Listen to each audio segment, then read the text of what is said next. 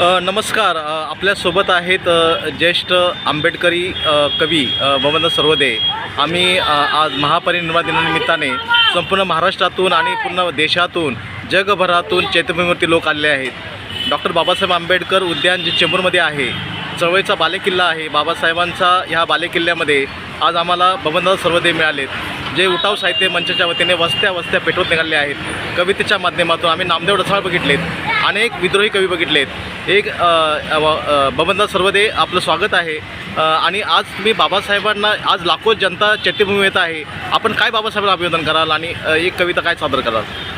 बाबासाहेबांना अभिवादन करण्यासाठी मला असं वाटतं की बाबासाहेबांना उद्देशून मी असं लिहिलेलं होतं की तू जितकं साहिलं का कोणी, तू जितकं वाहिलं तितकं वाहिलं का कोणी, कोणत्या तोंडाने वंदन करावे तुला बा भीमराया, तुला वंदन करण्याच्या लायकीचं आज राहिले का कोणी.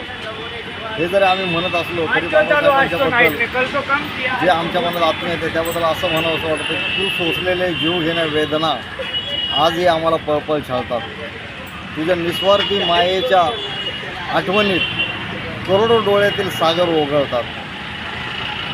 तू सोसलेले जीव घेण्या वेदना आजही आम्हाला पळपळ छाळतात.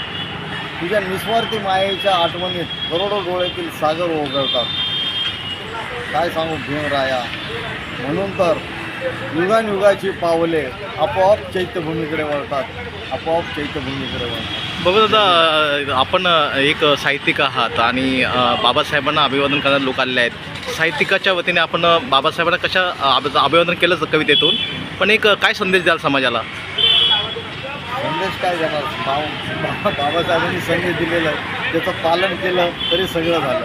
आपण काय संदेश देणार? सगळं बाबासाहेबांनी करून ठेवलं, ते योग्य रिस्तेने चालू हवं. धन्यवाद. आणून ठेवलं आहे. आपण कसं चालतो त्याच्यावर अवलंबून आहे. आपण कसे चालतो हे अवलंबून आहे. बबनदादा, तुम्ही आमच्याशी बोलल्याबद्दल धन्यवाद.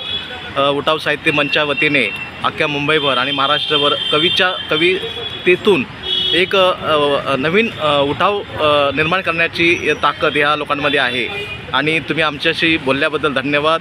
मी पत्रकार महादेव पवार, मुंबई.